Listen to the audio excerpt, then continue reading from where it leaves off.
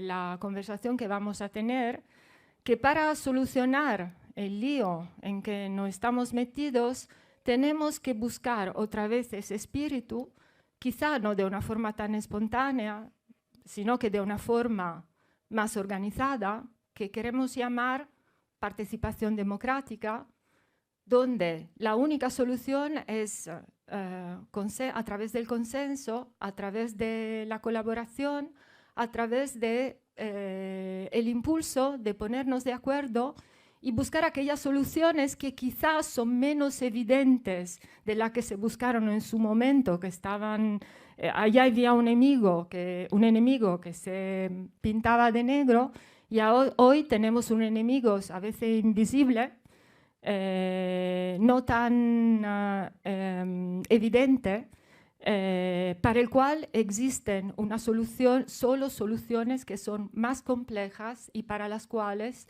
solo una población, una ciudadanía comprometida y activa y capaz de trabajar en el mismo sentido nos puede oponer a esta emergencia que estamos viviendo. Lo siento, ha ido un poco más largo de lo que pensaba. Soy Mónica Casetti, socia de Ball Letters, que es la editorial que ha lanzado el nuevo libro Accionista del Cambio. Aquí a mi lado está Paz Gaspar, mi socia, la verdadera ideadora de este proyecto y la que lo ha plasmado y lo ha diseñado y según las características que vemos ahora en nuestras mesas. Paz, a ti el micrófono. Muchas gracias, Mónica. Bueno, la verdad es que las ideas no sirven de nada. O sea, lo importante es tener muchas ideas y luego hay que llevarlas a la práctica. Y no se pueden llevar a la práctica sin la participación de una serie de gente. Y en este caso tenemos aquí a una gente estupenda, tanto por los entrevistados que ahora presentaré, como por las periodistas y autoras del libro. Efectivamente, como decía Mónica, bueno, pues surgió esta idea, pero como hablábamos antes con Juan Carlos, surgió esta idea pues porque ya estábamos en contacto con este movimiento, ¿no? Y habíamos desarrollado una colección para niños inspirada en la figura de Félix Rodríguez de la Fuente. Luego tendremos a Odile, que entrará en streaming, está en su casa. Y bueno, y entonces la verdad es que yo pensé que teníamos aquí un patrimonio enorme, ¿no? Con toda esta gente que nos conocíamos y que conocían a otra gente y que eso, bueno, podía dar lugar efectivamente a un libro y entre vino y vino, como decía Juan Carlos, de esos vinos llegáramos a estos lodos, pues hemos acabado haciendo este libro. Es verdad que una imagen vale más que 1000 palabras, se dice muchas veces, ¿no? Y ahí teníamos la imagen solidaria de muchos voluntarios gallegos y no auxiliando las costas de nuestro fin del mundo atlántico. Pero también la palabra es importante. Nosotras somos editoras y nos dedicamos a la palabra y entonces esta es nuestra contribución, nuestro granito de arena, con un objetivo muy claro, que todos nos movernos todos, llevar al mayor número de gente posible a la acción. Sabemos que hay muchísima información hoy en día en las redes, pero hemos querido dar, que luego nos explicarán las autoras, una información organizada, veraz, yendo a las fuentes primarias, siendo plurales. Por eso hemos dado voces muy diversas, ¿no? Del activismo, pero también del mundo de la empresa, de la educación, que es tan importante, de la ciencia, como no en este caso. Y si llega Fernando nos lo contará, espero que llegue. Así que sin más preámbulo, creo que tenemos a una veintena de personas conectadas en streaming, más los que estamos aquí. Muchísimas gracias a todos, tanto al público como a los entrevistados. Vamos a pasar a presentarlos muy rápido. Así que podemos ir adelante con sus fotitos y sus textos. Los conocéis, pero bueno, no está de más. Fernando Valladares, que es doctor en ciencias biológicas y llegará, investigador del CSIC, donde dirige el Grupo de Ecología y Cambio Global en el Museo Nacional de Ciencias Naturales. Es además profesor asociado en la Universidad Rey Juan Carlos, Madrid. Tenemos a Juan Carlos del Olmo, biólogo, naturalista y realizador de documentales, secretario general de VV España, presidente de la Fundación Doñana. Es que veo que hay, perdón, una rata, es VV, efectivamente, F España. Tenemos a Juancho. Juancho, tú cuando tengas que salir corriendo me lo dices. Exdirector de Greenpeace España, fundador del primer partido verde español, ECUO, coordinador federal actualmente del partido Alianza Verde, diputado independiente por Álava en el Congreso por el Grupo de Unidas Podemos. Tenemos a Miriam Campos Leirós, que es sobre todo, como ella se define, docente, pero también experta en gestión social del hábitat y diseño participativo. Y es la coordinadora nacional de Teachers for Future en España. Tenemos a Erika Martínez Lizárraga, experta en comunicación y publicidad, y es la presidenta de GOI Ener, que es una cooperativa energética con sede en Euskadi. Tenemos al otro lado de la línea a Odil Rodríguez de la Fuente, bióloga, experta en medios y cine, escritora y divulgadora científica, así como a ella le gusta definirse, orgullosa hija de un visionario. Y no los tenemos, pero están en corazón y están en el libro. Tenemos a Eva Saldaña, bióloga, cooperadora internacional con comunidades indígenas y actual directora ejecutiva de Greenpeace España. Y por último, a Javier Peña, amante de la naturaleza, comunicador e influencer, que ya nos acompañó en esta sala en otra ocasión, pero en esta no ha podido venir, y fundador de la plataforma Hope, En Pie por el Planeta. Y tenemos, como no, también a Irene y Judith, que son ambas dos periodistas especializadas en medio ambiente y cambio climático, colaboradoras habituales de Deutsche Welle, que es el servicio de radiodifusión internacional de Alemania. E Irene, además, es coautora de un libro y autora del libro Ecoansias de Ariel. Y Judith, por su parte, fue consultora para la ONU, Cambio Climático, en el marco de la COP21, donde se adoptó el Acuerdo de París. Así que creo que vamos a dar paso primero, y luego ya rápidamente nos vamos con Juancho, a Irene y a Judith, para que nos expliquen un poquito, a partir del briefing que pactamos de nuestras ideas y de todo lo que estuvimos hablando para elaborar el libro, pues cómo lo han realizado. Gracias. Gracias, Paz. Hola a todas las personas que están presentes y que nos están viendo online por YouTube y por Instagram. Lo primero, dar las gracias a las editoras por confiar en nosotras. Obviamente, sin vosotras el libro no existiría, pero tampoco existiría sin, por supuesto, nuestros accionistas del cambio, los que están aquí presentes y los 3 que nos han podido unir. Este es un libro de historias reales, de transformación, ¿no?, hacia una sociedad más justa, más igualitaria, menos destructiva para nuestra salud y la del planeta. Y ahora que estamos en tiempos de grandes discursos, con la Cumbre del Clima, el contrapeso lo da libros como estos, ¿no? Historias reales, ejemplos que pueden inspirar a las personas, que no son tan lejanos, que no están basados en una perfección, sino que están basados en el trabajo diario.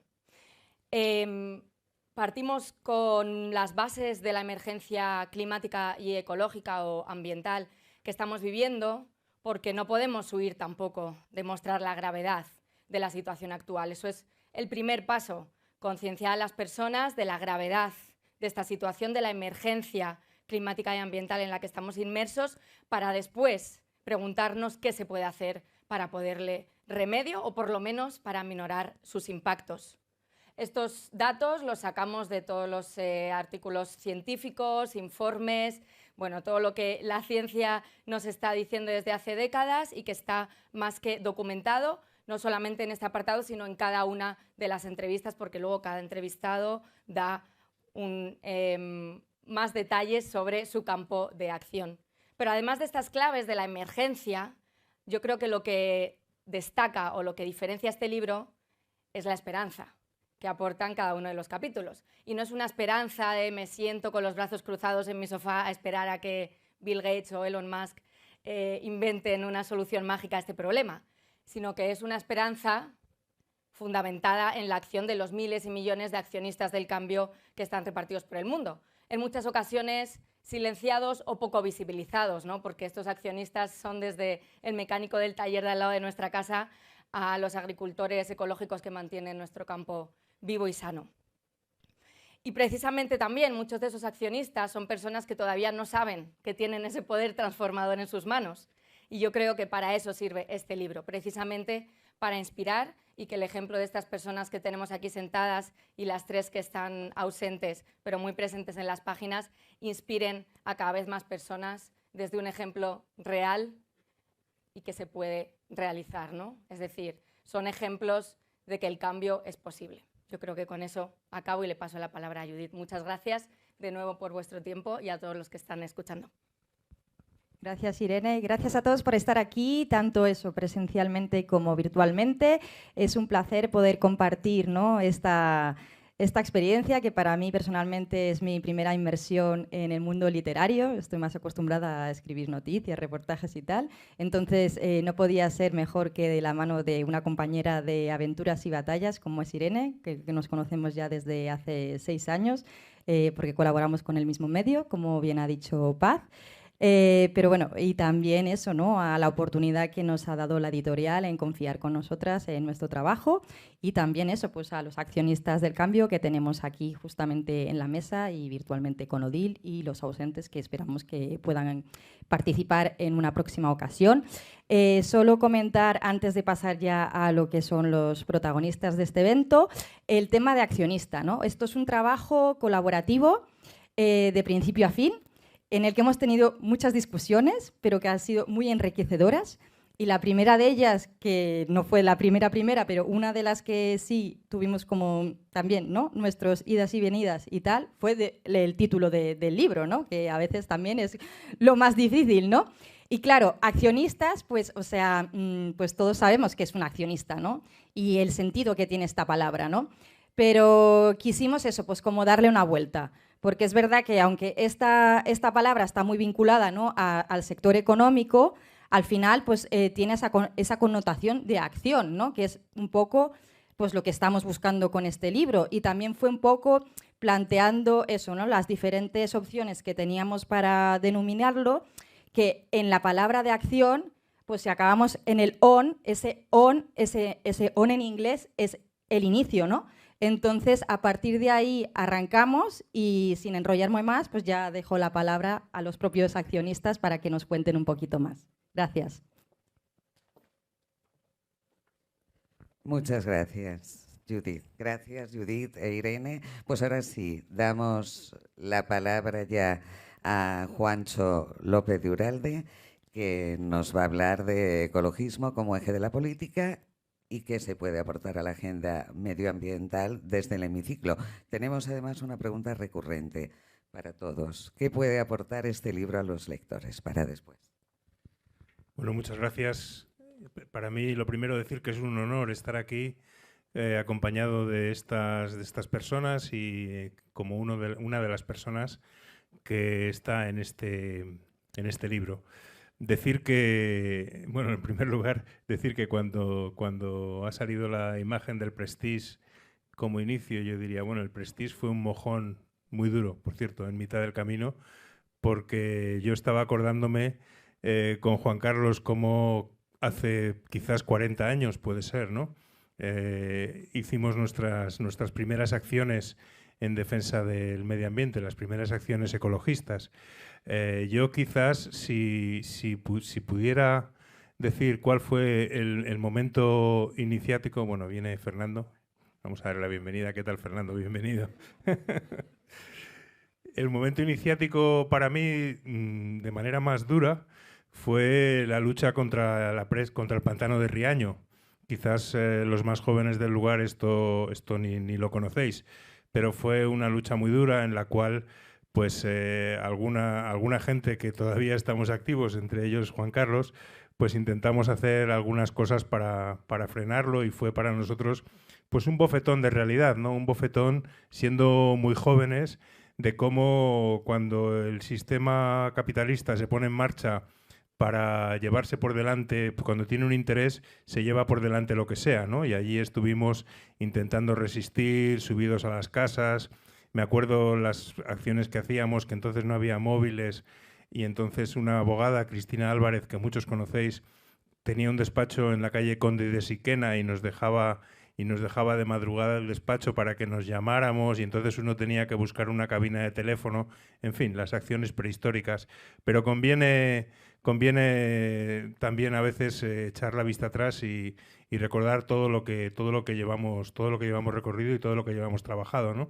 Porque aquellos eran tiempos en que, pues, por contaros una anécdota, esto fue en la Sierra de Guara, donde nos habíamos encadenado porque el entonces Icona estaba haciendo unos aterrazamientos, y entonces llegó la Guardia Civil y nos detuvieron a todos, y entonces nos tenían ahí sentados esperando a que viniera, pues supongo, no me acuerdo muy bien, pero a que viniera una furgoneta, una camioneta para llevarnos detenidos a los calabozos. Y entonces le digo yo a un compañero que estaba allí, le digo, qué pena que no haya aparecido el quebrantahuesos.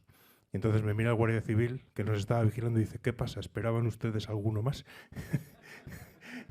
Ese era yo creo que desde entonces el conocimiento sobre las especies en peligro de extinción y demás creo que ha aumentado mucho, y el valor de la naturaleza también. Bueno, voy muy rápido porque también pediros disculpas de no poder quedarme hasta el final, porque ahora salgo de viaje, pero sí que quería, en primer lugar, agradecer a los impulsores de este proyecto el que no hayáis dejado fuera la política, porque hay una tendencia a decir, bueno, el activismo está muy bien y la política es otra cosa, pero realmente en las instituciones se toman muchas decisiones muy importantes, ¿no?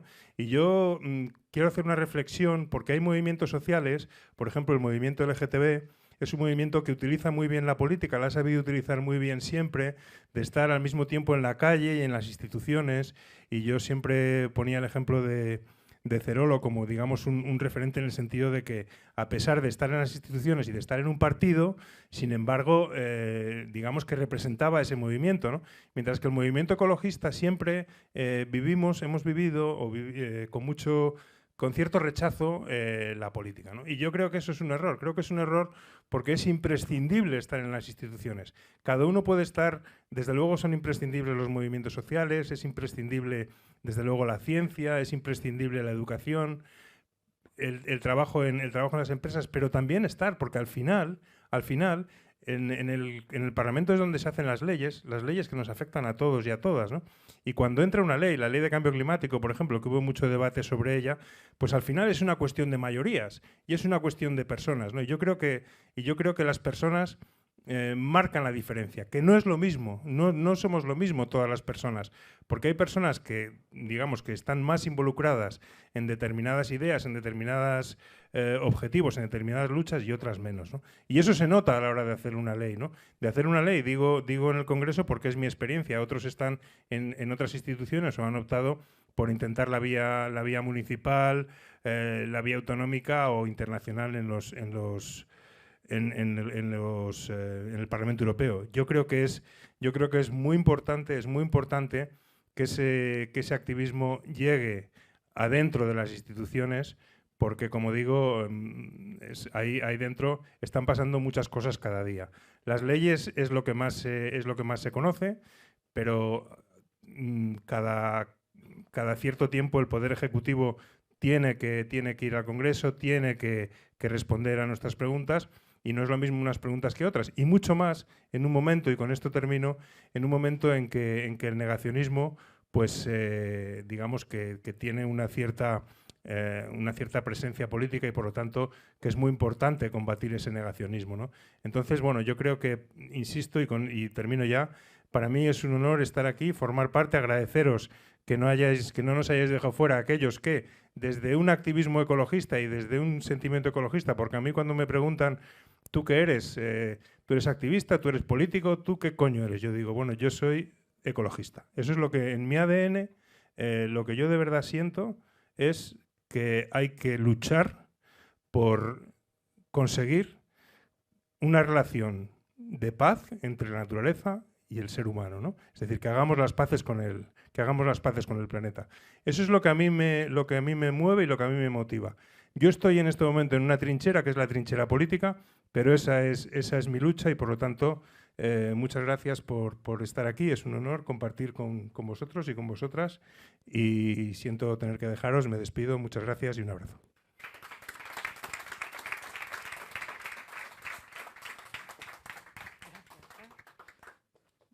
Miriam, viene muy bien este enlace con Juancho, que hemos aprendido que es un político original.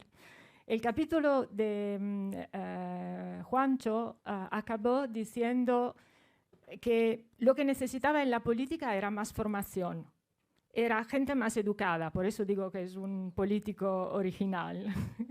Es un político que quiere a un público que sepa razonar, crítico, y pues la pregunta a ti viene espontánea.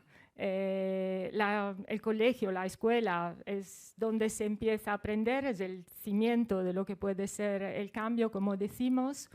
¿Cómo consigues que la ecología entre en el currículum escolar? Y luego la otra pregunta, ¿qué crees que aporta este libro en vuestro mundo? ¿Qué crees que le puedes decir a los que están, a tus colegas que están en el colegio, en la escuela? Sí. Bueno, está bien aquí. Bueno, antes de nada quería dar las gracias a las editoras por la iniciativa y a las dos periodistas que nos han llevado de la mano y que han hecho que este proceso fuese tan fácil. Desde la parte de la educación, bueno, y por supuesto me siento muy privilegiada porque hayáis pensado en mí para incluirme entre este maravilloso elenco. Y sobre todo por haber considerado la educación, ¿no? Porque es verdad que la educación se llena muchas veces la gente hablando de la educación, de que es la herramienta fundamental para cambiar el mundo, pero luego es la gran olvidada. Y lo que hemos pretendido desde la organización o el colectivo al que represento, Teachers for Future Spain, que lo integramos docentes de todas las etapas educativas, al que dedicamos el tiempo que nos sobra, entre comillas, después de nuestra jornada laboral, es tratar de educar de otra manera. Porque para educar desde el punto de vista ecosocial no basta con que en un libro de texto aparezca el concepto de cambio climático y se estudie y se vuelva a poner en un examen. Implica otro tipo de pedagogía holística que lleva a la cooperación, a entender el entorno, a relacionarnos con el medio ambiente y no llevar al alumnado al medio ambiente en una excursión un día puntual como si fuese un parque de atracciones. Hay que vivir interactuando con él y entendiendo o haciéndoles entender que las estaciones y la naturaleza y del lugar del que somos todos parte tiene sus propios ritmos, y esto que estamos haciendo de querer tener cerezas en enero a costa de lo que sea, pues tiene una gran huella de carbono. Además de esto, todos formamos parte de una sociedad, ocupamos diferentes lugares y tenemos que entender que sin colaboración, como esta imagen que a mí me emocionó especialmente porque soy gallega y viví de primera mano el tema del Prestige, y no me lo esperaba, así que ya me sentí un poco conmovida, que movimientos como estos, espontáneos, sin ningún tipo de organización, surjan. Lo hemos visto también en el COVID, cómo las redes ciudadanas de asociaciones de vecinos fueron los primeros en reaccionar. Entonces, en vez de incentivar este tipo de educación que lleva una competitividad constante, que se ha adaptado la escuela de la revolución industrial, que era totalmente producir, ahí se ha adaptado esto a una pedagogía, vamos a apostar o tratamos de apostar por una pedagogía de la colaboración, de la interacción y de entender que al final somos especies interdependientes y debemos apostar por esto. Y no podemos entender tampoco que un niño o niña diferencie dos marcas de móviles o dos marcas comerciales y no diferencie dos tipos de árboles o pueda diferenciar, que también lo hemos visto, los artrópodos, un miriápodo o cualquier, porque lo han estudiado en el tema, pero a lo mejor sale al campo y hay tal desnaturalización que en cuanto ven un gusano lo pisan. Entonces, los contenidos van por una parte, pero si no los integramos en sus vivencias, si no los hacemos vivenciar todas estas experiencias, como decía, desde esta educación ecosocial en el que el medio forma parte de nuestras vidas y partiendo de una colaboración, no hay una manera de que evolucionemos.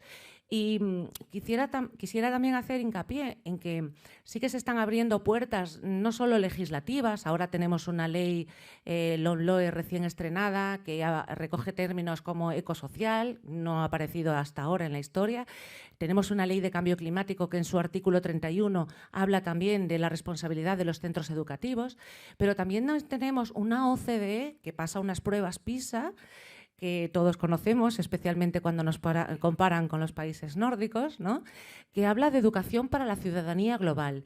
Y en esta educación para la ciudadanía global habla de educar para la incertidumbre, porque el cambio climático, y de aquí la importancia de educación, ya no solo a nivel escolar, sino social, no es solo que haga más calor, que es una falsa concepción que la mayor parte de la población tiene.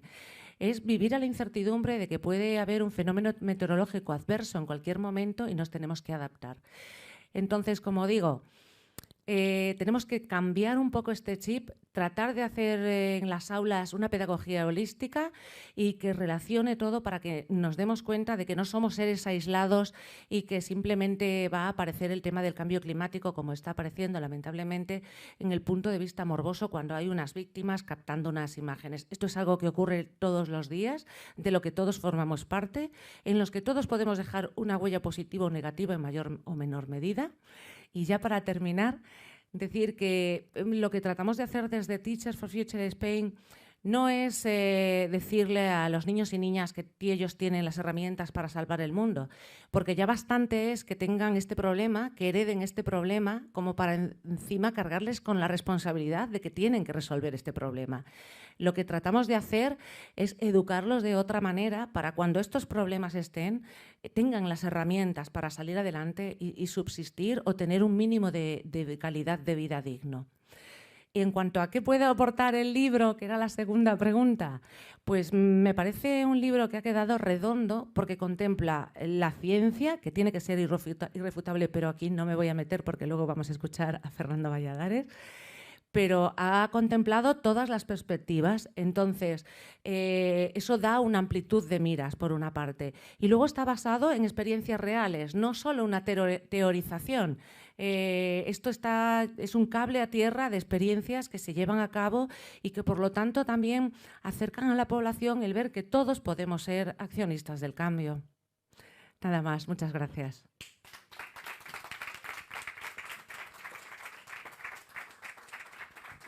Muchísimas gracias, Miriam. Un placer contar contigo y tomarnos algún otro café para más ideas que tenemos.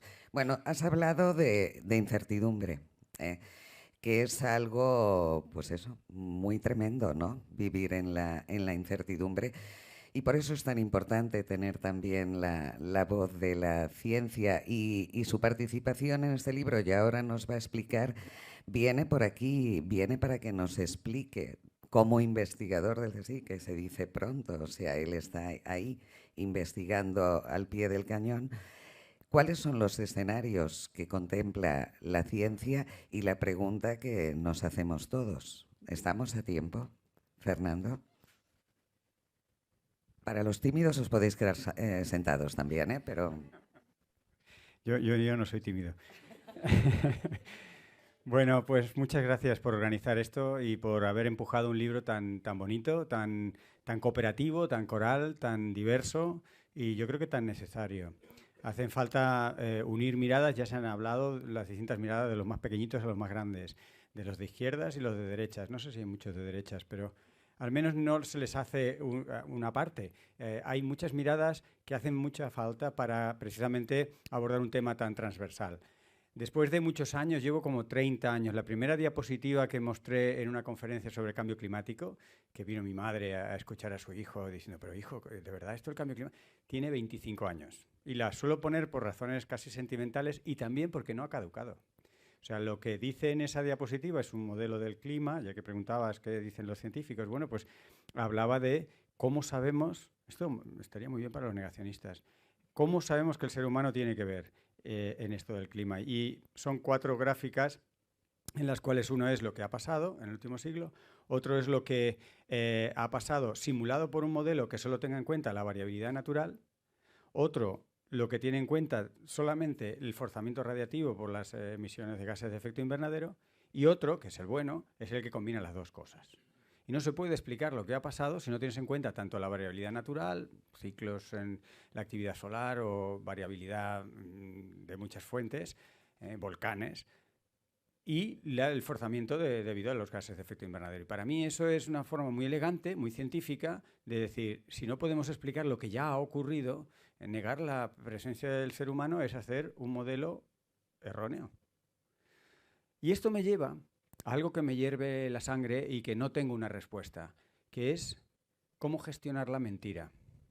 Porque hay falsedad y hay mentira, y la diferencia es que la falsedad no lleva el deseo de engañar, y la mentira sí. Y hemos visto en sede parlamentaria más de un representante, y no solo esos representantes de grupos más minoritarios, que son, bueno, no tan minoritarios, porque 80 y tantos puestos allí no son pocos. Pero en cualquier caso son que todo el mundo sabe que eso siempre está negándolo todo y montando mucho escándalo. Pero luego representantes bastante mayoritarios, negar la ciencia. Incluso para contribuir al guirigay y a la confusión y la algarabía de los votantes y de los, no sé, de la gente que tiene mucho tiempo para enredar, pues hablan de la ciencia y citan a otra ciencia y nunca se termina de saber a qué ciencia se refieren, porque nunca terminan de dar las referencias.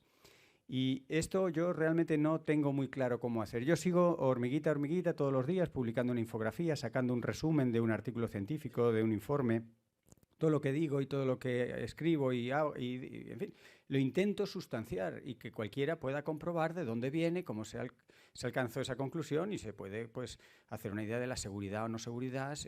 Tal. Y no sé cómo gestionar la mentira. Yo cuando la primera vez que oí hace algunos años la palabra pseudo-verdad, me quedé así patidifuso. Digo, ¿cómo pseudo-verdad? O sea, uno puede creer que esto es la verdad y equivocarse, pero ya de entrada plantear la pseudo-verdad me parece que es, no sé, es una especie de pesadilla, ¿no? Y sobre todo con aspectos en los que hay la vida en juego de millones de personas. A mí eso me desconcierta mucho. También otra de las reflexiones que tengo desde hace un tiempo es que he caído en la cuenta, me ha llevado un rato, que la ciencia no es la solución.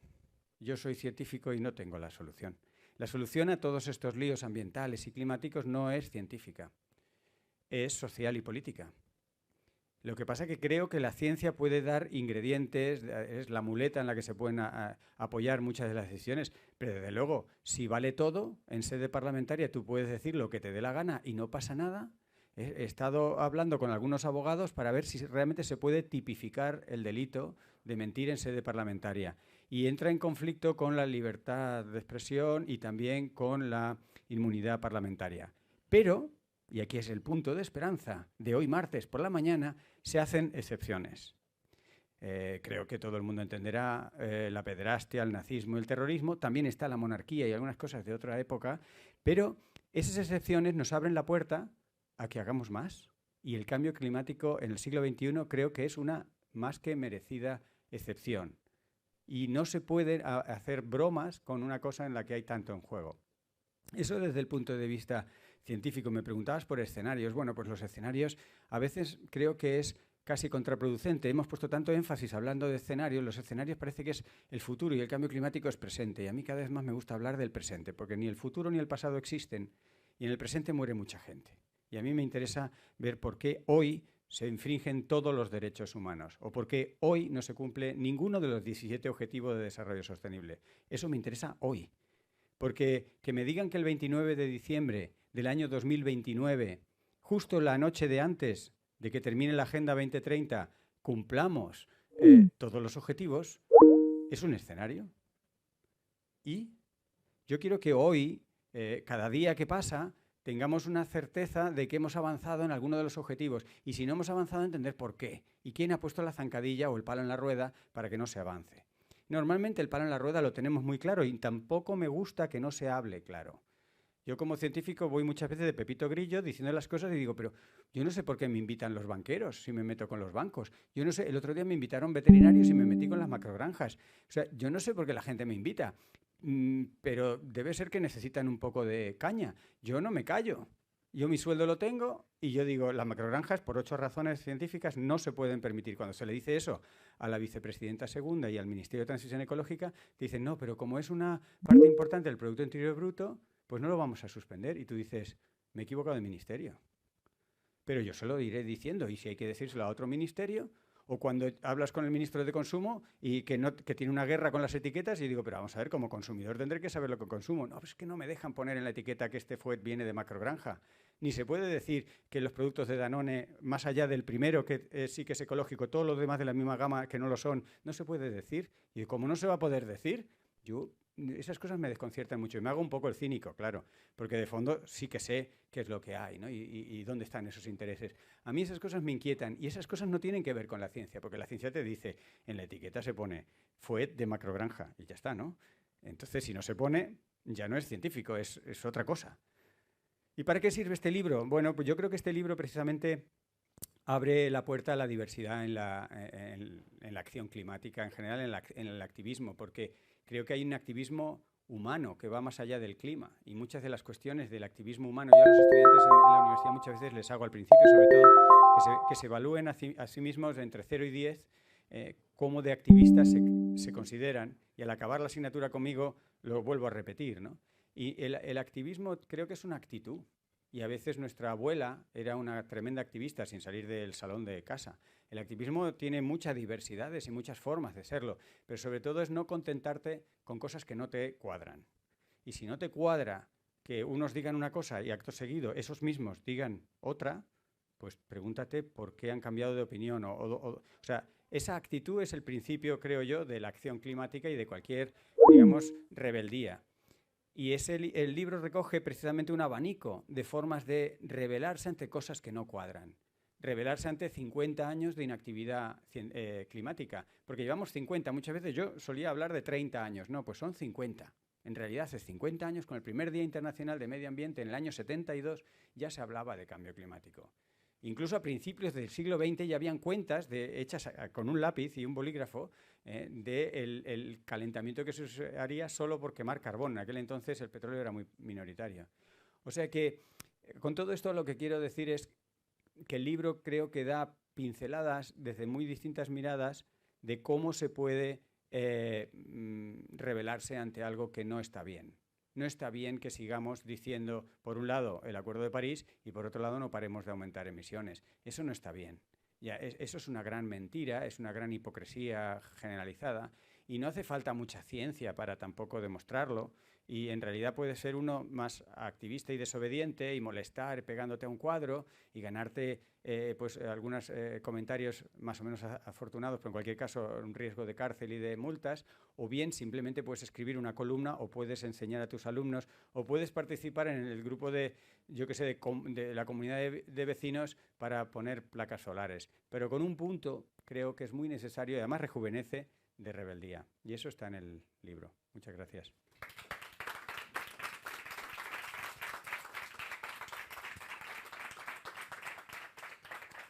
Bueno, Fernando, te voy a dar una mala noticia. He estudiado economía y me he dado cuenta que no es una ciencia, efectivamente.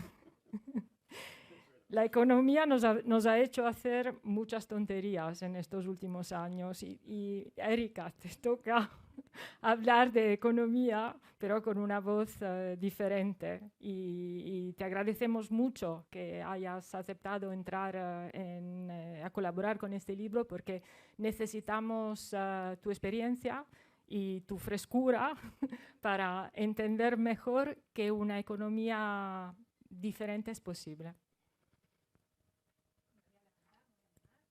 ¿No vas a ser tímida? Ya que... No. Bueno, en primer lugar, agradeceros a todas las personas que habéis hecho posible el libro, que las cooperativas energéticas tengamos voz. Y bueno, a nivel personal, deciros que es una pasada ver mi nombre junto al de personas que para mí son referentes. Antes he oído que había muchos ámbitos de la sociedad y uno de ellos era la empresa. Entiendo que yo vengo aquí a aportar la visión de la empresa, pero ya os digo que definir a mi propio proyecto como empresa se me hace muy complicado, ¿no? Ya habéis visto en el libro que mi concepto de empresa pues no es muy bueno. Entonces, bueno, os vengo a hablar un poquito de la economía social y solidaria, que es el marco donde las cooperativas energéticas trabajamos. La economía social y solidaria nace a mediados del siglo XX y lo que intenta poner un freno a la desigualdad y a la explotación de personas y de recursos en la que se basa el sistema hegemónico, que no es otro que el sistema capitalista. Es un sistema que, no voy a desvelar nada nuevo si digo que busca máximos beneficios, que busca poder, que no tiene en cuenta los límites del planeta y que nos vende el consumo como única forma de ser y de estar en esta vida. ¿Qué pasa si queremos a alguien que le tenemos que comprar algo para demostrárselo? ¿Qué pasa si estamos tristes? Pues que nos compramos algo, ¿no? Nos damos un capricho. ¿Qué pasa si queremos estar guapas? Pues maquillaje. Y si nos queremos autorrealizar, pues viajamos. Pero encima hay que viajar lejos y cuanto más lejos, pues más te autorrealizas, ¿no? Entonces, eso es en lo que se basa nuestra existencia o en lo que el sistema quiere que se base. Eso sí, si no somos capaces de producir o de consumir, pues no valemos nada. Así que igual, aunque nos cueste un poquito reconocerlos, vivimos y muchas veces aceptamos un sistema para el que todas somos de usar y tirar, ¿no? Parece que vemos la explotación en la gente que utiliza el sistema para producir, pero al final el sistema nos explota a todas, a algunas por su trabajo, a otras los sentimientos y a otras sus cuerpos. Bien, pues frente a esto, afortunadamente hay alternativas y hay alternativas que, como os he dicho, vienen trabajando desde hace ya unos años. En el caso de las cooperativas energéticas, aquí en España, algunas llevan más de 100 años trabajando por un modelo energético diferente.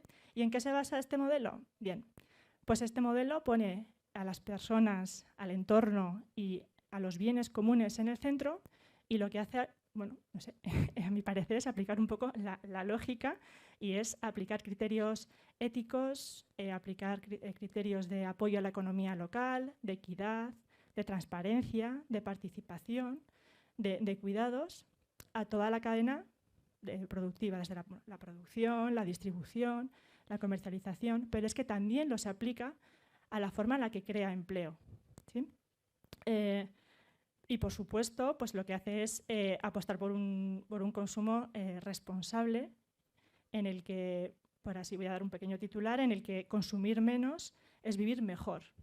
Y creo que en un momento en el que creo que empezamos a asumir que tenemos que empezar a vivir con menos, que nos va a tocar adaptarnos a las consecuencias del cambio climático y aprender a vivir con menos, es importante insistir en esto, porque si nuestra existencia hasta el momento se basa en consumir y no podemos consumir tanto, ¿quiénes vamos a ser a nivel individual y como personas? Bueno, pues hay que empezar a introducir conceptos y sobre todo ver que ya hay alternativas, que necesitamos mucha imaginación para de manera individual y colectiva crear utopías y avanzar hacia ellas. Necesitamos muchísima, toda la imaginación. Necesitamos volver a aprender a pensar de manera individual y colectiva. Pero también podemos echar un vistazo, dedicar un poquito de tiempo, ese que el capitalismo nos roba para que no veamos lo que están haciendo con nosotras, y ver que ya hay alternativas. En el caso de las cooperativas llevamos 100 años, hay muchísimos proyectos y muchísima gente que lleva haciendo cosas durante muchísimo tiempo. Y es otra de las cosas en las que la economía social y solidaria insiste. Es igual de importante producir, en este caso, que pararse a pensar y crear redes. Y crear redes, pero no solamente para producir, sino para pensar y reflexionar. Reflexionemos sobre nuestro sistema como economía social y solidaria y reflexionemos o hagamos reflexionar sobre qué hay detrás de una camiseta de 10 euros o por qué el tomate que el agricultor de mi pueblo ha producido es más caro que el que ha dado la vuelta al mundo. ¿Qué hace el banco con mis ahorros? Bueno, pues esto es igual de importante para la economía social y solidaria que en poner en el mercado X producto, ¿sí? Entonces, Y creo que en este sentido el libro creo que es una de las mejores cosas que tiene, y es que no nos quedamos nunca en la práctica. Creo que todas hemos aportado soluciones. Y esto evita que el sistema venga de una forma muy paternalista a decirnos: no os preocupéis, como no tenéis información, yo vengo aquí porque yo soy el experto, yo soy el que llevo todo el tiempo cuidando de ti y te voy a aportar una solución. Y para que eso no pase necesitamos información, necesitamos estar informadas, necesitamos estar unidas. Porque una de las cosas más graves de no tener información es que tampoco quedan en nuestras manos las soluciones a los problemas que tenemos. Y aterrizándolo un poquito a las cooperativas energéticas, lo que hacemos es trasladar estas ideas al sector energético, que si creo que hay algo que a nadie nos cuadra, como ha dicho Fernando ahora, es realmente el sistema energético que tenemos a nivel mundial y lo que está pasando en nuestro país, ¿no? Bueno, no os desvelo nada nuevo si digo que competimos en un sector en el que hay grandes empresas que son capaces de echarle un pulso de tú a gobiernos y a la propia democracia.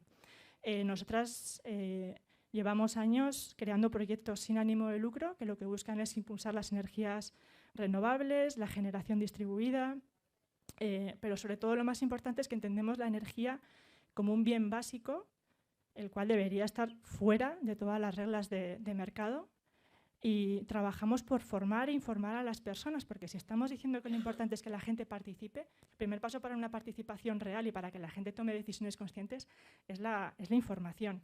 Entonces, eso es en lo que llevamos trabajando. Participar en una cooperativa energética está en manos de prácticamente cualquier persona. Somos proyectos locales, con lo cual Goyener estamos en Euskadi, pero aquí en Madrid mismo tenéis una cooperativa energética a la que os podéis apuntar y nada, os animo a que conozcáis un poquito más nuestro modelo y por supuesto a que leáis el libro.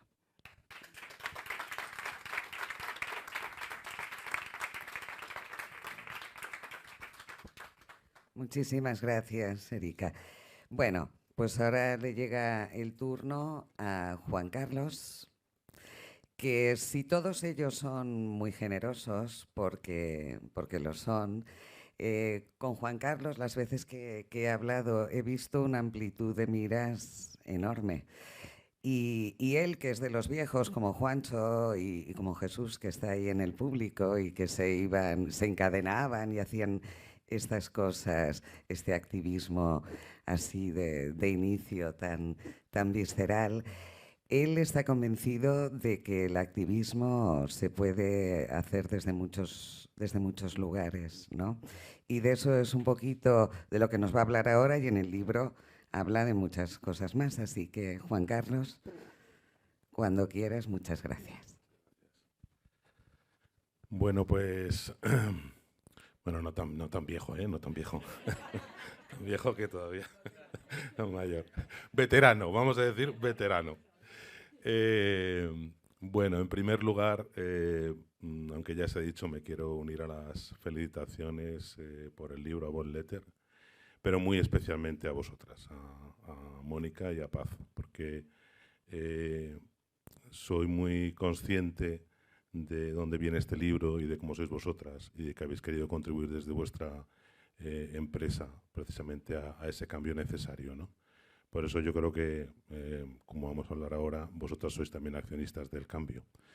Y también a Irene y a Judith, porque por lo menos en mi caso del batiburrillo de conversación que yo tuve con Irene, ha logrado sacar algo ordenado más o menos y coherente, con lo que se demuestra que son unas grandes periodistas, también dos personas muy comprometidas. También desde el periodismo se puede ser accionista de ese cambio. Yo también os quiero felicitar por el libro, por el propio libro, por el formato del libro, porque es un libro que respira coherencia, porque es un libro primero, obviamente, es coherente porque está editado en papel FSC, que demuestra que no se han destruido los bosques, que se han tenido en cuenta los derechos sociales de las personas que trabajan en toda la cadena para la producción del libro, pero luego porque es un libro austero, en el buen sentido de la palabra. Como decía ahora mismo, estaba diciendo Erika, ¿no? La austeridad implica dejar lo superfluo de lado y concentrarte en lo que es importante. Y este libro precisamente ha dejado fuera las fotografías grandilocuentes, etcétera, y se centra en las palabras y en las historias de las personas que hemos participado. Por lo tanto, muchísimas gracias.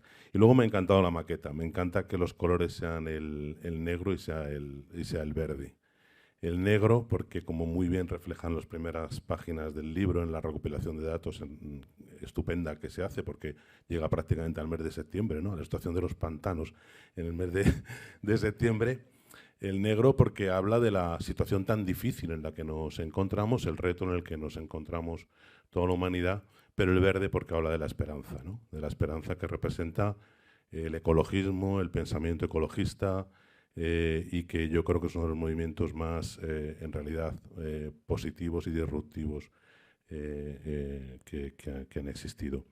Y porque todas las personas que se han entrevistado en este libro, todas son muy claras sobre el reto al que nos enfrentamos, pero todas apuntan soluciones. Todas explican que si las cosas se hacen de otra manera, se puede cambiar el modelo energético, se pueden restaurar los ecosistemas, se pueden recuperar las especies, aunque estuvieran al borde de la extinción. Por lo tanto, yo creo que el libro en sí es toda una declaración, ¿no?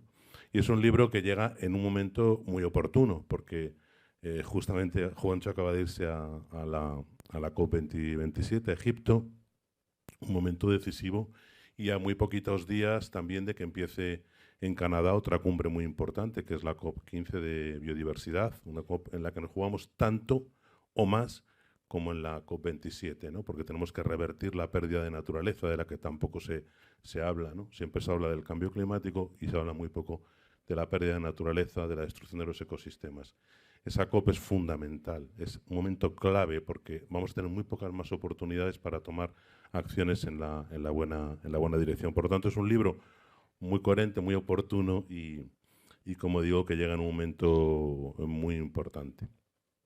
Estamos, y todo el mundo, los que estamos aquí, lo decimos en un momento clave, un momento absolutamente decisivo, en un momento muy peligroso. A mí la verdad que llevo toda la vida escuchando frases tremendas sobre la situación que vivimos, y el otro día cuando escuché a Antonio Guterres, al secretario general de Naciones Unidas, ni más ni menos, decir vamos directos en una autopista hacia un infierno climático, con esa claridad, con esa nitidez, que ya se lo he escuchado en algunas ocasiones, incluso en alguna reunión que hemos tenido oportunidad de compartir, hablar con esa claridad, la verdad es que da muchísima preocupación. O sea que estamos en un momento, como digo, clave, pero también en un momento de transición, en un momento de oportunidad.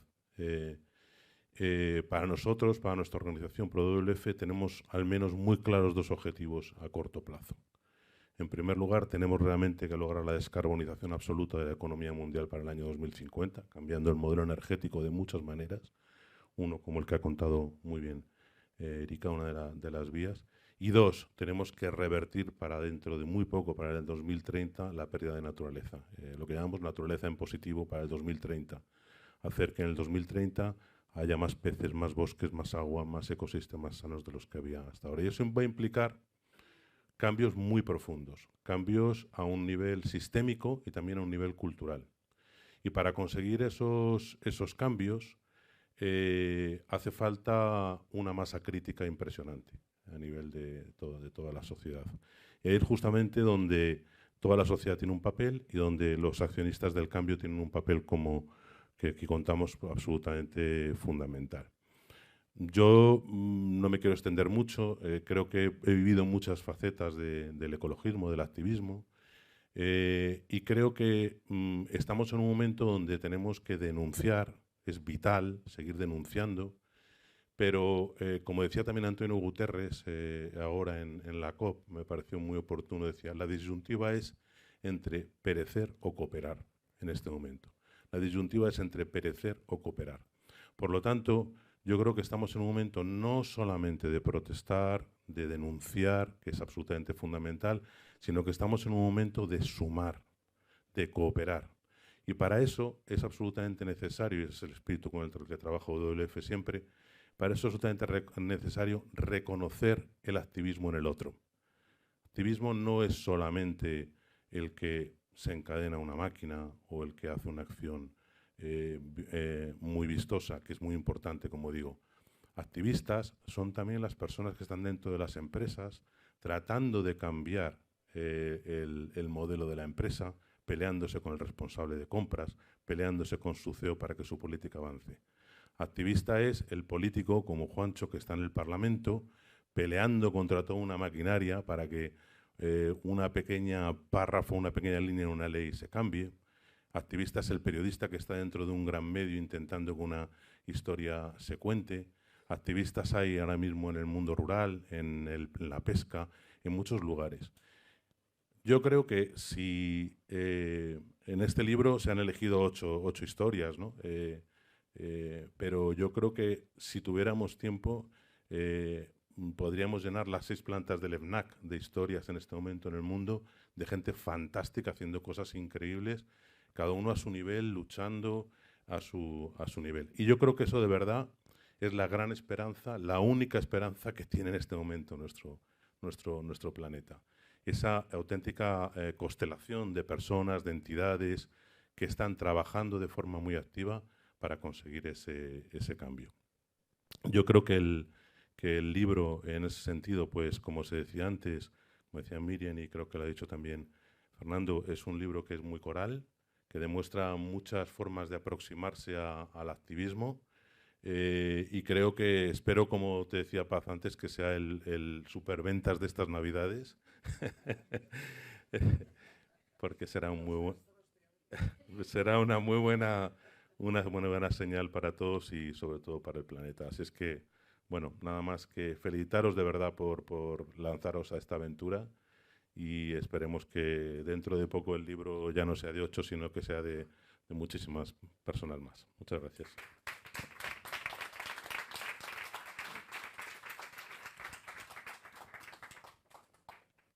Bueno, que necesitamos activarnos y cooperar, era lo que quería decir al principio, pero como siempre Juan Carlos lo ha expresado mucho mejor.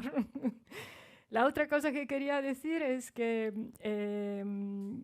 nosotros, bueno, hacemos este libro porque nos creemos lo que hemos escrito, también intentamos dar un pequeño contributo a las asociaciones y a las organizaciones que han colaborado en el libro y ojalá vendamos porque parte de los beneficios van a ir también a estas asociaciones.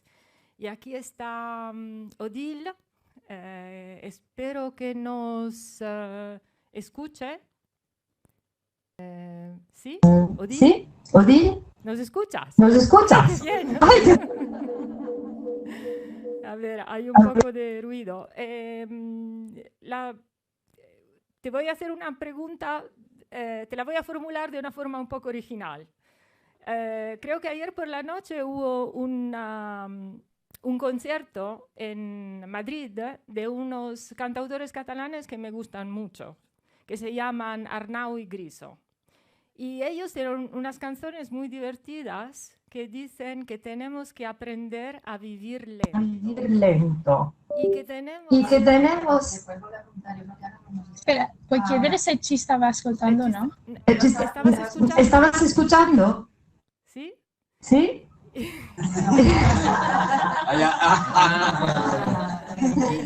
Y nos dicen que tenemos que aprender a vivir más con menos. En el capítulo que hace referencia a tu entrevista, nos dices que somos naturaleza. Y que, como ha dicho antes también Juancho, tenemos que aprender a hacer paces con la naturaleza. Y queremos que nos cuente un poco cómo hacer paces con la naturaleza. ¿Me oís? Sí. Sí. Fenomenal. Es que no os podéis imaginar, bueno, perdonad, pero es que es un lío porque lo estoy viendo en YouTube con el móvil y entonces me viene con retraso y yo pensaba que todavía no había entrado, por eso estaba haciendo señales. Bueno, en fin, que me está encantando, que lo primero es, como todo el mundo, agradecer a vosotras, a las editoras que habéis tenido Gracias, Mónica. Esa iniciativa, recuerdo cuando hablábamos en la presentación de la colección que hicimos de mi padre, de esta idea que teníais, y la verdad es que ver que lo habéis realizado en tan poco tiempo y de una manera tan magnífica, como ha comentado Juan Carlos, que es un libro de 10, que yo creo que es un regalo también muy bueno ahora que se acercan las Navidades, ¿no? Es un gran regalo que hacer, sobre todo a los jóvenes, cualquiera que tenga hijos o sobrinos o jóvenes que conozca, creo que es un regalo fundamental. Y luego a las autoras también han hecho un trabajo increíble. A mí cuando me mandaron la transcripción, pues me quedé sorprendida del nivel de lo bien que han captado los mensajes, de lo bien escrito que está y luego de las voces plurales, como se ha mencionado previamente, que se han reflejado en el libro. Es redondo, es holístico. Y yo sobre todo, ¿cuál sería mi aportación? No sé si respondiendo tus preguntas, Mónica, pero yo lo que he querido es reivindicar esto último con lo que nos ha dejado Juan Carlos, que es esa visión más positiva, quizá porque yo he nacido hija de mi padre, siempre he mamado en casa lo que era el amor a la naturaleza y ese activismo de reivindicar nuestra naturaleza, la naturaleza humana, que se nos ha tratado de convencer a lo largo de siglos de que nuestra naturaleza es destructiva, es competitiva, y yo creo que es todo lo contrario.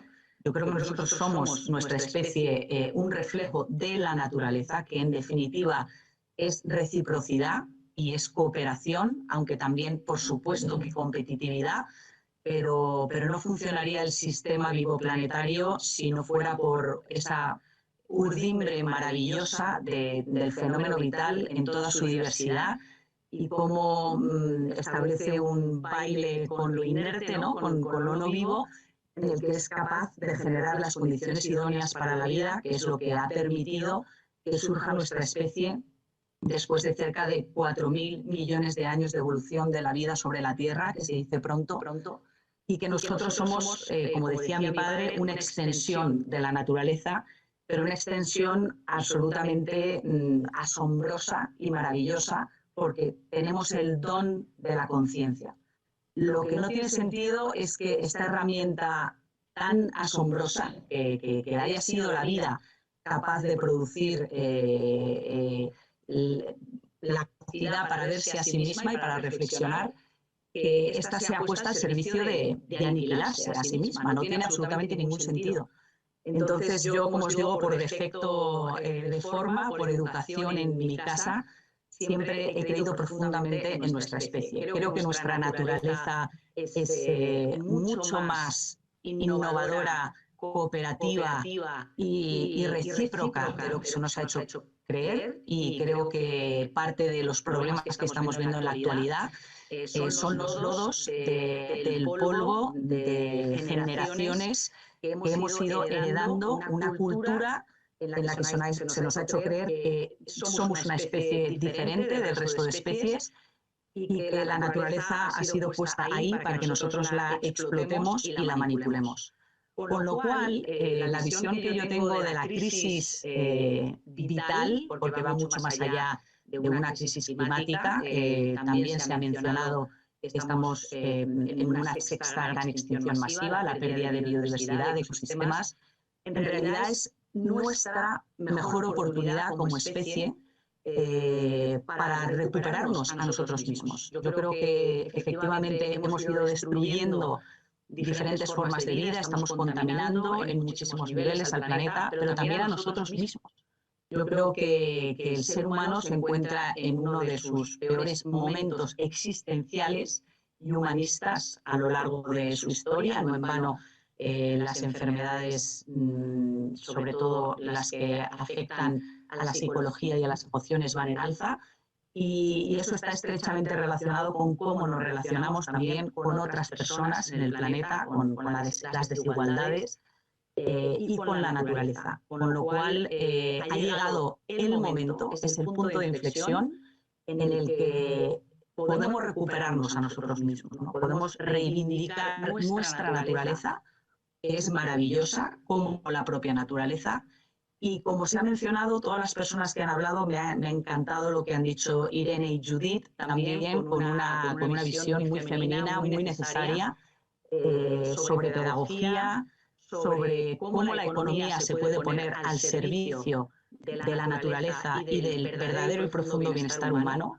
Y yo creo que esto es un momento profundamente estimulante, con todo el vértigo que conlleva, pero todos los momentos que cualquiera de nosotros hemos pasado en la vida, que han sido puntos de inflexión, como puede ser, por ejemplo, enamorarte, ¿no? Dan muchísimo vértigo, pero son profundamente estimulantes porque nos llevan, yo veo el lado positivo, ¿no? Nos llevan a un cambio que realmente esté a la altura de todo nuestro potencial como especie pensante. Yo sí creo profundamente que vamos a ser capaces, pero previamente creo que todavía nos queda mucho sufrimiento por delante, mucha guerra, que mi función y mi aportación en el libro es el tratar de convencernos colectivamente de que tenemos que dejar de poner el foco tanto en lo destructivo, porque eso también nos contamina a nosotros emocionalmente y cognitivamente, y poner el foco en lo positivo. En todas esas iniciativas, algunas de estas recogidas en el libro, que hay en el mundo, que desafortunadamente los medios de comunicación no nos enseñan prácticamente, que te hacen reconciliarte con nuestra especie, recuperar la fe en la humanidad y en que realmente volvamos a reconectarnos, a revincularnos a nuestra verdadera esencia, a imitar mucho más a la naturaleza. La naturaleza ya han sido 4.000 millones de años de evolución, cerca de 4.000 millones de años de evolución, con lo cual es el mayor laboratorio, ya ha experimentado todo, ya lo ha hecho todo y tiene prácticamente todas las respuestas para ayudarnos en todos los ámbitos. El cambio que tenemos que hacer es profundo, es un cambio de paradigma que se expresa a través de todos los ámbitos del saber, a través de la educación, que es clave, ¿no? Que hay que cambiarla de raíz, a través de la economía, que también hay propuestas maravillosas en el mundo, a través de la tecnología y la ciencia, cómo debe de ser puesta al servicio de la humanidad y de la vida, y no lo contrario. Bueno, de todos los ámbitos, ¿no? Que os voy a contar. Con lo cual yo lo que quiero es sobre todo lanzar un mensaje de engancharse a lo positivo, a lo estimulante de este viaje, que por supuesto que sí queda mucho vértigo, pero eso también forma parte del cambio. En la naturaleza también hemos visto como algunos de los momentos puntuados, evolutivos, de mayor evolución de especies, ¿no? Como el Cámbrico, por ejemplo, han sido momentos en los que previamente ha habido una enorme destrucción. Entonces, los cambios profundos conllevan esto, ¿no? Conllevan mucho caos, ver lo peor de lo peor, pero también el surgimiento de lo mejor. Y yo prefiero poner, por supuesto, el foco en eso. Y creo que tenemos un buen ejemplo en las personas que han participado en este libro, todas ellas, editoras, autoras y todos los que han participado. Y es, como digo, sumamente esperanzador. Os doy la enhorabuena y solamente espero que este libro llegue al máximo número de personas porque nos hace mucha falta entusiasmo, ¿no? y energía y pasión para hacer frente a este momento con mucho criterio y con toda la fuerza que tenemos individual, que es muchísima, y colectivamente muchísima más. Muchas gracias.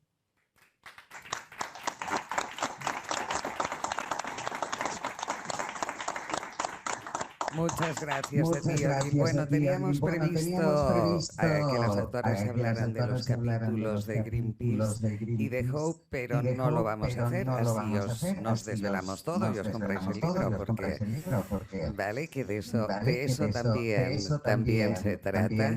Como decía Juan Carlos, que sea el bestseller de estas Navidades, como decía Odil, un magnífico regalo para los jóvenes también. Yo sé de jóvenes que lo han leído y les ha gustado muchísimo, muchísimo el libro. Y también vuelvo ahora a repetirlo, como decía antes Mónica, porque parte de los beneficios que esperamos hacer irán a las organizaciones de las personas que han participado. Entonces, ahora dejo la palabra, no vamos a hablar de Greenpeace, ya os lo leeréis, no vamos a hablar de Hope, pero que también está en el libro, porque vamos muy mal de tiempo, y dejo que muy brevemente Irene y Judith nos den sus conclusiones y luego si alguien tiene alguna pregunta o si a través del streaming se nos lanzan preguntas por parte de quien nos esté viendo, para sobre todo los entrevistados, pero en general para quien quieran, pues las atenderemos. ¿Vale?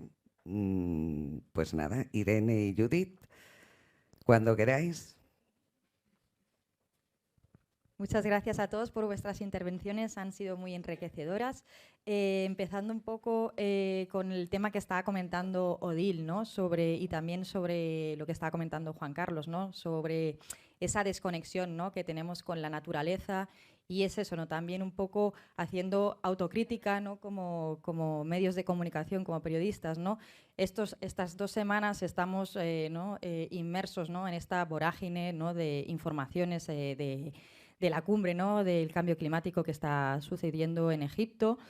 Pero es verdad que es eso, ¿no? Que no podemos limitarnos, ¿no? a informar sobre esta problemática solo durante 2 semanas al año, sino que esto tiene que ser diariamente. Y un poco también es la contribución, ¿no? de este libro, de que estas historias no son de un día, sino de un largo recorrido y no son de ayer, son de ahora y van para adelante, ¿no? Entonces hemos tenido aquí eso, ¿no? Un conjunto, un grupo de activistas que nosotros ya les hemos acuñado como accionistas, lo siento, es así, porque es eso, ¿no? Porque la acción va a eso, ¿no? Tanto desde los hábitos individuales, tanto en el tema de eso, ¿no? de la energía, como nos ha comentado Erika, luego como temas del transporte o comida, que son temas que, claro, evidentemente pues no hemos tenido ni espacio ni tiempo, porque esto ha sido un ejercicio, como comentaban los compañeros y compañeras, de récord, ¿no? En tiempo récord, pero es evidente que no todo ha podido entrar, pero que hemos hecho lo posible para que todas las visiones queden reflejadas, y que es eso, y que vincula un poco las diferentes visiones que hay, pero yo recalcaría un elemento común de todos los accionistas del cambio, tanto presentes aquí en el libro como los que están potencialmente, que van a salir a raíz de leerlo, y es ese amor, ¿no? Ese amor, esa pasión por el planeta, por contribuir, esa solidaridad, ¿no? Por dar a conocer también y compartir conocimiento y experiencia. Entonces, ya sea eso, ¿no? Tanto desde el ámbito eso, ¿no? Tanto personal como eso, a través de organizaciones y de movimientos, como el caso, ¿no? tanto de Miriam como de Fernando. Y luego también un poco cómo se entrelazan, ¿no? las historias, como Juancho, Juan Carlos han coincidido en el tiempo, ¿no? y son compañeros también de batallas y aventuras, y cómo han ido evolucionando, ¿no? Ellos mismos desde su experiencia, y cómo siguen eso, ¿no? pues aportando en este ámbito que es crucial y que necesitamos a todas y todos.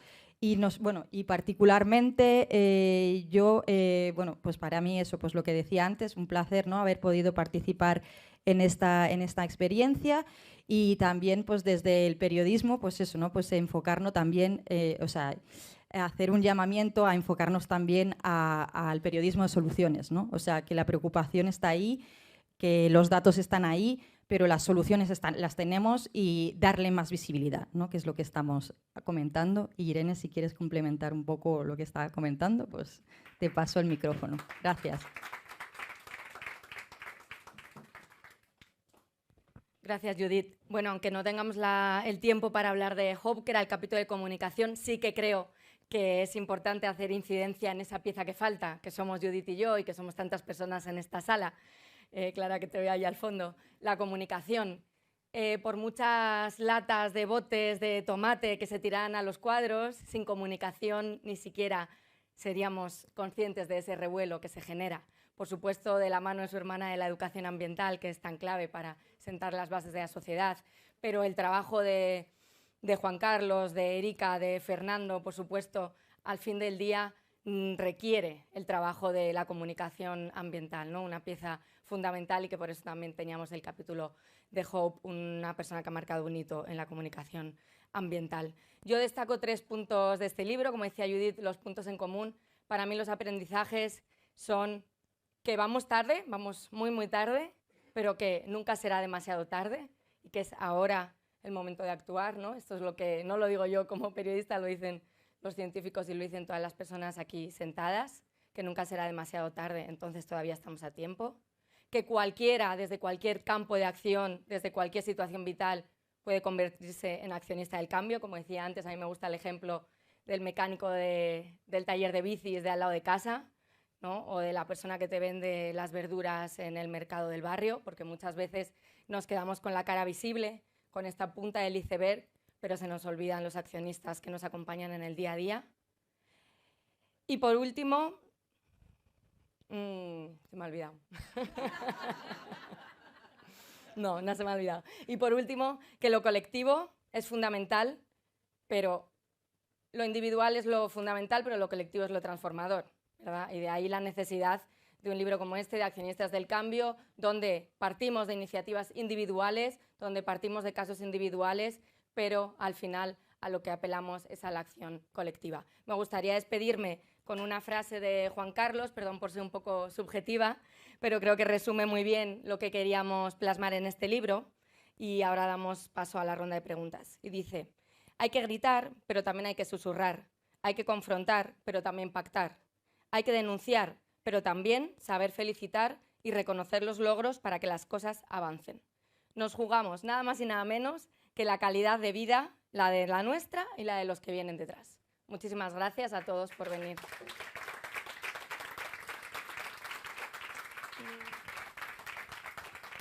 Bueno, pues como todavía no nos han echado, si alguien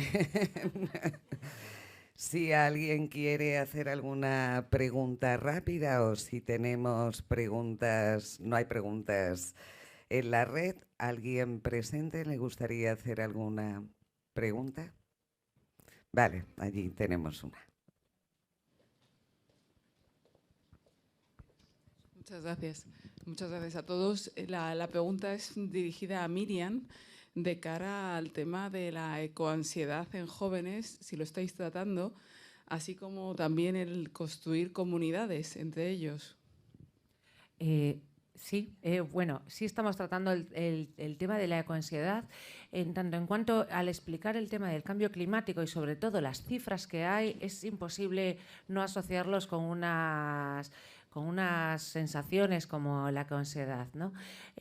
Cuando a veces tenemos que dar soluciones ya desde el punto de vista de la pedagogía, la solución que tratamos de dar es que todo el mundo, como decíamos antes, todo el mundo puede hacer algo. No podemos quedarnos esperando a ver si la tecnología o de pronto se inventa algo, que esta es otra solución que se busca hipotéticamente, ¿no? No podemos quedarnos esperando a que alguien venga a solucionar esto. Pero todos podemos hacer algo, ¿no? Desde apretarnos en austeridad en ciertos puntos hasta, bueno, fíjate, un ejemplo tan tonto como el ir caminando al colegio para no tener que ir siendo transportado individualmente un alumno tras otro. Entonces, cuando ellos ven que pueden hacer algo, y como decía antes, la solución no va a estar en ellos, no vamos a esperar a que ellos aporten la solución, bastante tienen con heredar el problema, pero sí que se sienten partícipes de una acción en positivo. Y eso es fundamental, saber que todos podemos hacer algo y que no tenemos que estar todos los días saliendo a la calle, que también, pero que la acción diaria se suma. Y me ha encantado lo que ha dicho precisamente Irene, ¿no? Que lo individual es importante, pero al final la colaboración es lo que hace que sea transformación, es decir, es el colectivo quien consigue la transformación. Y había otro apartado de la pregunta. Pues no solo se hacen comunidades, sino, mira, desde Teachers que tenemos muchas oportunidades, tenemos muchas empresas que quieren colaborar con nosotros. Hasta el momento tenemos muy poquitas colaboraciones porque somos muy estrictos en las éticas de las empresas que quieren colaborar y, por lo tanto, bueno, hemos tenido muy poquitas colaboraciones. Cuando nos plantean alguna actividad formativa, siempre acaba recurriendo a los concursos individuales. Entonces, una filosofía que tenemos es que nunca hacemos concursos que potencien la rivalidad en el aula entre el alumnado, solamente premios a colectivos donde tengan que colaborar la clase entera y sacar un producto final y que sea el esfuerzo de todos, y nunca aceptamos premios materiales. Los premios tienen que ser una experiencia, pues visitar una playa, la clase entera, que se les ofrezca una experiencia vivencial a toda la clase. Y esto es una forma de tejer colaboración y que ellos cambien un poco este chip. Además, el colectivo ha crecido tanto que tenemos lo que llamamos nodos en toda España y todos colaboramos, y luego nos abrimos a colaborar con todas las entidades que quieran formar parte de nosotros, o vivimos de voluntariado puro y duro, ¿no?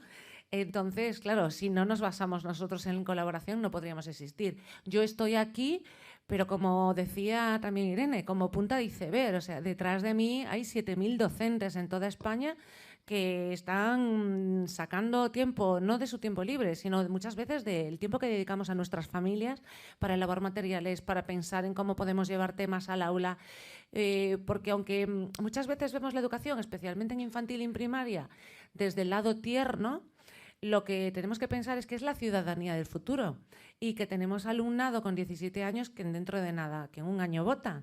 Entonces, los cimientos se crean desde abajo, y cuando tú pasas simplemente de una forma desapercibida o lo tratas, como decía antes, como un currículo como un contenido curricular sin más, no dejas pozo.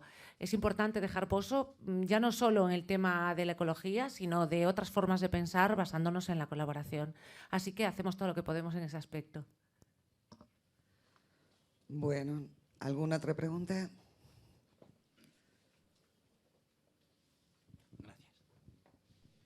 Gracias. Fernando, tú eres un excelente investigador y además en los últimos años estás haciendo un esfuerzo de comunicación, además que admiro mucho, muy, muy divulgativo, llegando a la gente. Pero antes hablabas de la mentira y la falsedad, y yo me preguntaba que, jolín, siendo gente tan valiosa, tan buena, ¿qué es lo que nos falla para que vayamos siempre a remolques? Seguramente no es solo una cosa, pero los poderes económicos, no somos suficientemente, no es suficientemente atractivo nuestro mensaje. ¿Por qué esa mentira y esa falsedad sigue teniendo tanto peso en lo que nos está pasando? Bueno, seguro que es un cúmulo de razones y circunstancias. Yo creo que no lo hacemos tan mal. Llega un momento que estar siempre diciendo lo podemos hacer mejor, sí, bueno, seguro, siempre hay margen para mejorar. Pero también tenemos que ser conscientes de nuestros altavoces. Y nuestros altavoces no es la megafonía de un centro comercial. Y sin embargo, la megafonía de un centro comercial sí es el altavoz de Coca-Cola o no sé, de muchos lobbies que están. Entonces, es normal que lleguemos a poca gente. Muchas veces, para mí, el desafío, por ejemplo, este verano hacía una reflexión en Ibiza, que me invitaron a unas charlas y tal, y me senté allí un rato. Y yo, antes de la charla, digo, con la de cosas que hay que hacer esta tarde en Ibiza, el sol radiante y mucha gente que dice voy a pasar la vida loca, he venido a Ibiza, ir a escuchar al Valladares sobre cambio climático una tarde, digo, o sea, me sentía con un peso en los hombros mayor aún que cuando voy a hablar a niños pequeños, ¿no? Que dices, ojo, no me los asustes o entretenlos. Hay momentos en los que dices, cuidado lo que dices, que es muy valioso. O sea, la gente ha hecho un esfuerzo, entre comillas, de no ir a la playa, de no ir al baile loco de Ibiza para escuchar sobre cambio climático. Entonces, una de las cosas que voy haciendo es intentar desarrollar empatía y, desde luego, bajarme del pedestal de la ciencia ese, que para eso ya están los museos y los momentos ya, digamos, al uso, ¿no? En lo que la ciencia habla y no le escucha a nadie o le escuchan 4. Y entonces, si a veces encuentras complicidad, un buen ambientillo y que la gente de pronto se libera, yo creo que se está consiguiendo mucho más. Ya que no vamos a lograr a gran escala tener grandes altavoces, porque de lo que hablamos tampoco hay un equipo de marketing detrás impulsándolo con una campaña perfectamente programada para que en los momentos de máxima audiencia eso no lo tenemos, pues al menos el que se nos vea buena onda. Y lo de la buena onda parece mentira cómo llega. O sea, cuando dices lo que realmente piensas y sientes y te preocupas, y cuando encima tiene las cosas que estamos diciendo ahora, ¿no? Que te preocupas por el colectivo, por otra gente. Estuve el sábado en Cáceres con lo de la mina de litio y ves la buena gente que hay allí. Es que enseguida es como contagioso. Y cuando la gente bebe de esas cosas y tú le pones piezas, desarrollé una idea que le llamaba las cajitas. Porque era como, yo pongo aquí unas cajitas, tú te las abres y ves lo que hay dentro, ¿no? Pero no vengo a convencerte, porque también estoy muy cansado y eso creo que se transmite en positivo. Cuando dices, estoy harto de el convencer o morir, que es como se plantean todos los debates en sede parlamentaria, pero en las cenas de Navidad con el cuñado. ¿Pero por qué? ¿Por qué tenemos que convencer o morir si casi nadie tiene la razón completamente? Entonces, cuando empiezas a deconvolucionar el discurso y te haces humano y te haces vulnerable a otras miradas, pero honestamente, y vas viendo que sí, hay un estudio muy bueno de científicos que dicen tal, pero luego la solución no es científica, entonces la gente empieza a tener ya más curiosidad, porque el run de todo esto lo tiene todo el mundo. Incluso el que va a la vida loca de Ibiza sabe que algo no va bien.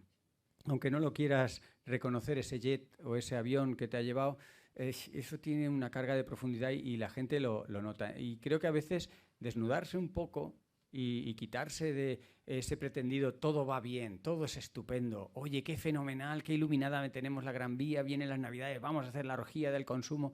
Creo que casi todo el mundo dice, esto no termina de molar.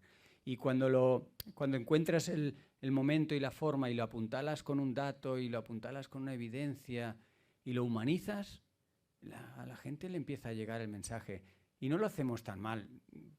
Ya veremos. Yo, mira, y ya para terminar, que me puedo enrollar mucho, he desarrollado una idea para animarme a mí mismo, que es el concepto de energía potencial de la física. No sé si recordáis la energía potencial y la cinética. La energía potencial es subir al techo del FNAC un cubo de 8 litros de agua, ¿no?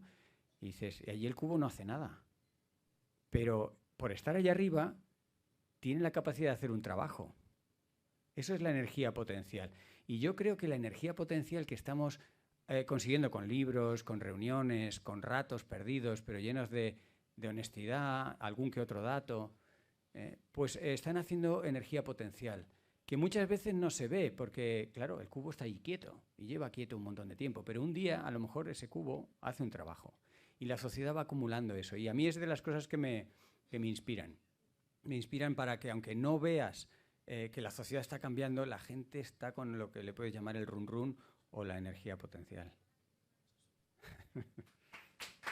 Muchas gracias. Veo que tenemos otra pregunta por ahí. Hola, buenos días. Recogiendo un poco lo que dijo al principio Juancho, os quería preguntar, y quizás sea una pregunta para Juan Carlos, ¿por qué creéis que el movimiento ecologista ha sido tan reticente en España a meterse más de lleno en política?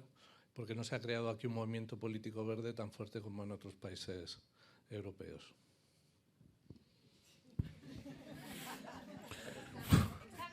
¿Por dónde, Juancho, ahora que conteste? Pues no lo tengo muy claro. Yo creo que es creo que hay una conjunción de factores, ¿no? Que han tenido que ver mucho con eso.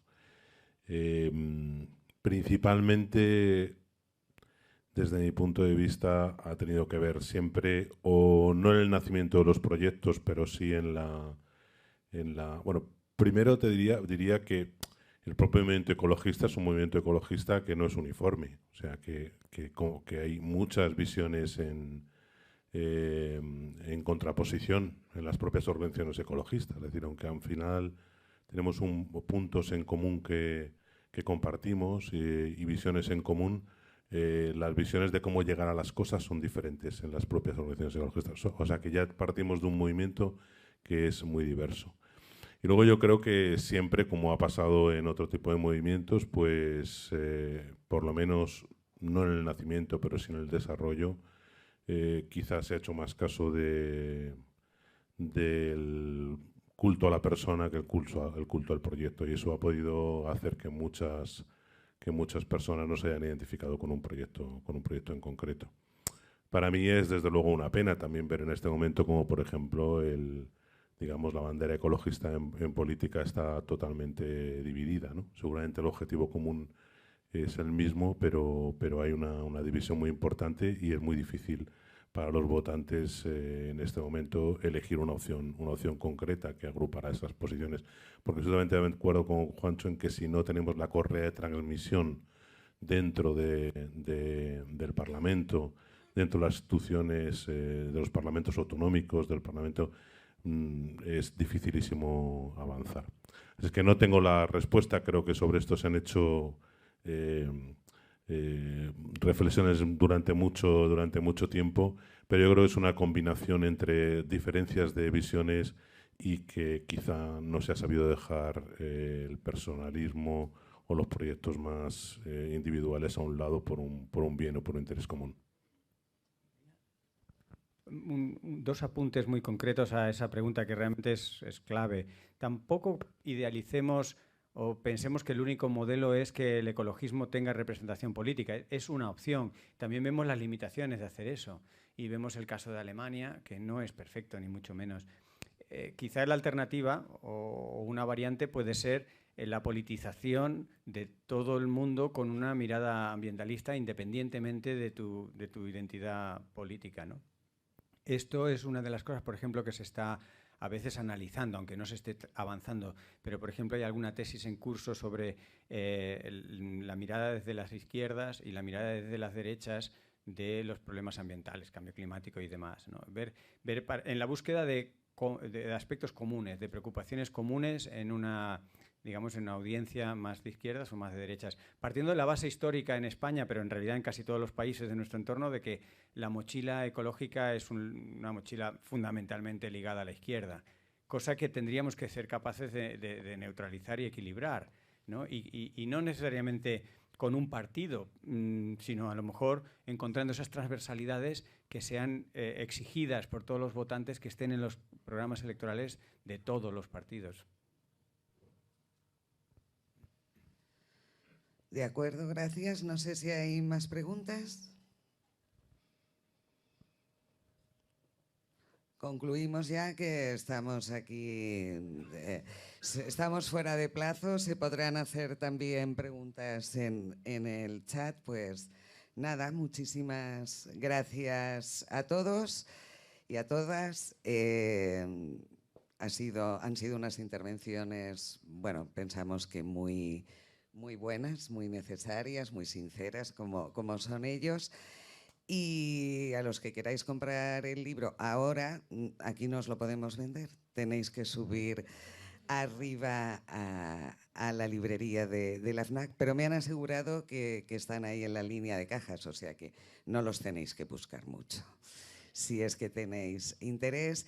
Y animamos de verdad a todo el mundo que lo lea y muchísimas gracias por vuestra compañía.